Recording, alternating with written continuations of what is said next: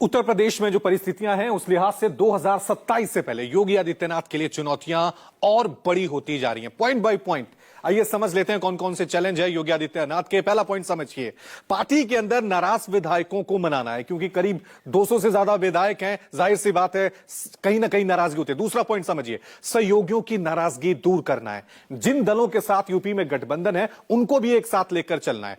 तीसरी बड़ी चुनौती, संगठन में एकजुटता, क्योंकि पिछली बार का आपको विधानसभा चुनाव हो किस तरह से दो फाड़ हो गई थी, बीजेपी बाद में सेंटर आया और समाधान निकाला था। चौथा पॉइंट समझिए, स्थानीय मुद्दों को साधना। हालांकि योगी आदित्यनाथ एक के बाद एक स्थानीय मुद्दों को लेकर हमेशा एक्टिव रहते हैं, लेकिन ये 2027 तक करना होगा। पांचवा पॉइंट, कोर वोट बैंक को जोड़े रखना, जो बीजेपी का कोर वोट बैंक है उसको जोड़े रखना, यह बहुत बड़ी चुनौती है। छठा, संविधान आरक्षण विरोधी नैरेटिव की काट ढूंढना, क्योंकि लगातार अखिलेश यादव पीडीए के मुद्दे को बड़ा बनाते हुए नजर आ रहे हैं। तो यह बड़ा चैलेंज यहां पर योगी आदित्यनाथ के पास है। तो जाहिर सी बात है यहां पर, हालांकि सिर्फ योगी आदित्यनाथ ही नहीं, चुनौतियां अखिलेश यादव के सामने भी हैं, जिससे पार पाए बिना 2027 में सत्ता की कुर्सी पर वापसी मुश्किल होगी। अब समझ लेते हैं अखिलेश यादव के क्या चैलेंजेस हैं। पहला, सहयोगियों से कोऑर्डिनेशन बनना, खासकर यहां पर कांग्रेस से, क्योंकि कांग्रेस के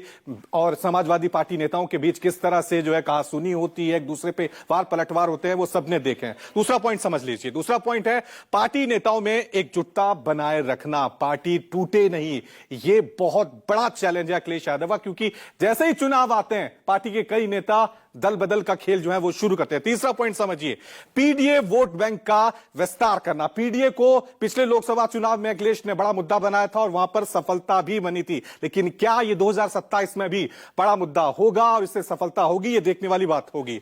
चौथा क्या चैलेंज है, हिंदू विरोधी नैरेटिव को तोड़ना। बीजेपी की सबसे बड़ी ताकत, योगी आदित्यनाथ की सबसे बड़ी ताकत हिंदुत्व का मुद्दा, क्या इसकी काट पीडीए होगा, अखिलेश यादव ढूंढ पाएंगे, यह देखने वाली बात है। हालांकि महाकुंभ में जाकर डुबकी लगाना, इस नैरेटिव को तोड़ने की कोशिश अखिलेश यादव ने साफ तौर से की थी। और पांचवा पॉइंट है जमीनी स्तर पर पकड़ को मजबूत करना, यानी विरोधियों पे हमले तो करने हैं, लेकिन जमीनी स्तर पर भी काम करना होगा समाजवादी पार्टी को, अगर 2027 का चुनाव जीतना होगा। याद होगा आपको अखिलेश यादव का बयान, राजनीति में त्याग जैसी कोई चीज नहीं होती। इसी प्रैक्टिकल अप्रोच के सहारे अखिलेश यादव 2027 में योगी आदित्यनाथ को चुनौती देंगे, लेकिन यह कितना काम करेगा, यह निर्भर इस पर करता है कि किसके नैरेटिव में कितना दम है।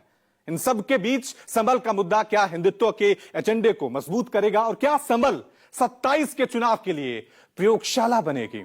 रिपोर्ट देखिए। हमारा भारत कभी विकसित हो सकता है तो वह एक होगा तो श्रेष्ठ होगा। पीडीए परिवार इस बार बटने वाला नहीं है। 2027 के रण की तैयारी, तभी तो सीएम योगी महाकुंभ का जिक्र बड़े मंचों पर करते दिख रहे हैं। इसके जरिए सनातन की एकता की बात करते हैं। होली के मौके पर भी उन्होंने कहा कि सनातन का वैभव और ताकत दोनों महाकुंभ में दिखाई दिया। सीएम योगी ने किसी का नाम तो नहीं लिया, लेकिन उन्होंने निशाना अखिलेश यादव पर साधा। अखिलेश यादव सनातन की बुराई करते हैं, लेकिन उन्होंने भी संगम में डुबकी लगाई। सीएम योगी विकसित भारत के लिए सनातन की एकता की बात करते हैं। संदेश साफ है कि 27 के लिए सीएम योगी हिंदुत्व के एजेंडे को मजबूत कर रहे हैं, ताकि 2024 की तरह नुकसान न उठाना पड़े। विकसित भारत कभी विकसित हो सकता है, हमारा भारत कभी विकसित हो सकता है तो वह एक होगा तो श्रेष्ठ होगा, श्रेष्ठ होगा तो दुनिया की कोई ताकत उसे विकसित बनने से रोक नहीं सकती है।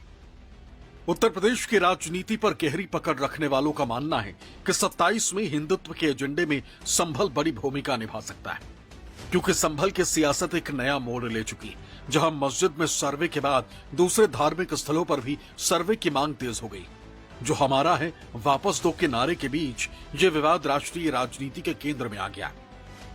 संभल में जिस तरह से सर्वे के बाद में वहाँ तरह तरह के मंदिर निकल रहे हैं, विष्णु के मंदिर निकले हैं, शिव के मंदिर निकले हैं, हनुमान के मंदिर निकले हैं, कार्तिकेय के मंदिर निकले हैं, उससे एक संभल का नया इतिहास लोगों के सामने आ रहा है। और ये संभल में जिस तरह से 45-46 साल बाद होली मनी है, उसको लेकर भी लोगों का मानना है कि उत्तर प्रदेश में कई ऐसे स्थान हैं जहाँ पर लोग होली भी नहीं खेल सकते। तो इस बदले हुए माहौल का फायदा भारतीय जनता पार्टी को हिंदुओं को एकजुट करने में जरूर मिलेगा। क्या संभल अयोध्या के तर्ज पर हिंदुत्व की नई प्रयोगशाला बनेगा?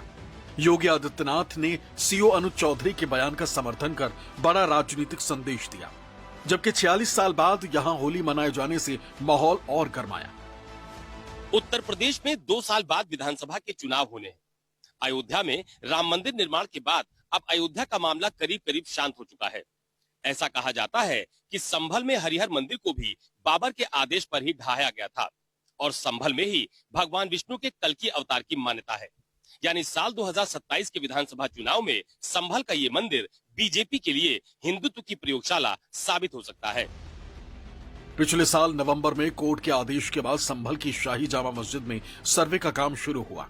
इसी दौरान दंगे भड़क गए, जिसने संभल में मंदिर मस्जिद लड़ाई पर सियासी पिच तैयार कर दी। संभल में मुस्लिम इलाकों में मंदिरों के मिलने का सिलसिला ऐसा शुरू हुआ कि पूरे उत्तर प्रदेश में मंदिर खोजे जाने लगे। बिजली चोरी के खिलाफ एक्शन में प्रशासन को 400 साल पुराना मंदिर संभल में मिला। इस मंदिर में बाकायदा भगवान हनुमान, शिवलिंग, नंदी और कार्तिकेय की मूर्ति मिली। बीजेपी हिंदुत्व के एजेंडे पर आगे बढ़ रही है, इसलिए महाकुंभ को बड़ी सफलता के तौर पर पेश किया जा रहा है। सीएम योगी महाकुंभ के बहाने सनातनियों के एकजुट होने का संदेश भी दे रहे हैं, लेकिन महाकुंभ के मुद्दे पर ही अखिलेश यादव बीजेपी को घेरने का कोई मौका नहीं छोड़ रहे। पूरे प्रयागराज में कई सार्वजनिक स्थल पर, पब्लिक प्लेसेस पर, खोया पाया केंद्र पर लोग अपने लोगों को ढूंढ करके, परिवार के सदस्यों को ढूंढने आए, नहीं मिले तो उनके पोस्टर लगा दिए। और मुझे सुनने में आया है कि सरकार के इशारे पे जो पोस्टर लगाए गए थे वो भी हटाए जा रहे हैं। एक तरफ तो सरकार की जिम्मेदारी बनती है कि जो लोग खो गए हैं, जिनकी जानकारी नहीं मिल पा रही है, कम से कम परिवार के लोगों को वो जानकारी मिले। अगर सरकार नहीं कर रही है, वो स्वयं ढूंढना चाहते हैं, तो वो पोस्टर भी हटा दे रहे हैं। थाने में एफआईआर नहीं दर्ज हो रही है। सीएम योगी अच्छी तरह समझते हैं कि अखिलेश के पीडीए की काट हिंदुत्व ही है। यही वजह है कि संभल के जरिए योगी आदित्यनाथ की कोशिश 2024 के लोकसभा चुनाव की कमी को पूरा करने की है। इसमें हिंदू वोट बैंक के सहारे ही आगे बढ़ना है, क्योंकि 2024 के लोकसभा चुनाव में एनडीए को मुस्लिमों का केवल 8% वोट मिला, जबकि इंडिया गठबंधन को 65% मुस्लिम वोट मिला था। उत्तर प्रदेश में अब जातिवादी राजनीति का असर खत्म होता जा रहा है। ठीक है, 2024 के लोकसभा चुनाव में पीडीए का फार्मूला समाजवादी पार्टी के लिए पक्ष में रहा, लेकिन जिस तरह से उत्तर प्रदेश की राजनीति में अब विकास को तरजीह मिल रही है, हिंदुत्व को तरजीह मिल रही है, और ख़ास तौर से संभल और महाकुंभ के आयोजन के बाद भारतीय जनता पार्टी को एक नया वर्ग भी समर्थन कर रहा है। अखिलेश मुस्लिम यादव के साथ साथ पीडीए वोट बैंक को न सिर्फ एकजुट रखना चाहते हैं, बल्कि इसे पहले के मुकाबले मजबूत करने की तैयारी में है। अखिलेश को भरोसा है कि जिस तरह 2024 में पीडीए ने खुलकर समाजवादी पार्टी को वोट किया, वैसे ही नतीजे 2027 के चुनाव में मिलेंगे। शायद इसी भरोसे पर अखिलेश यादव कहते हुए नहीं हिचकते कि अब पीडीए परिवार बंटने वाला नहीं है। पीडीए परिवार इस बार बंटने वाला नहीं है। आने वाले समय में पीडीए परिवार उन्हें 1 लाख वोट से हरा देगा। 27 के सियासी परीक्षा में अभी समय है, लेकिन जिस तरह की तैयारी और अभी से दांव पेच चलाए जा रहे हैं, उससे इतना तो साफ है कि यूपी विधानसभा चुनाव बेहद दिलचस्प होने जा रहा है। जहां जिसका फॉर्मूला फिट रहा, उसे सत्ता मिलना तय है। इसलिए जहां बीजेपी हिंदुत्व के एजेंडे को लेकर आगे बढ़ रही है, वहीं अखिलेश यादव पीडीए को सीढ़ी बनाकर सत्ता की कुर्सी तक पहुंचने की रणनीति पर अभी से काम कर रहे हैं। Bureau report, news 24।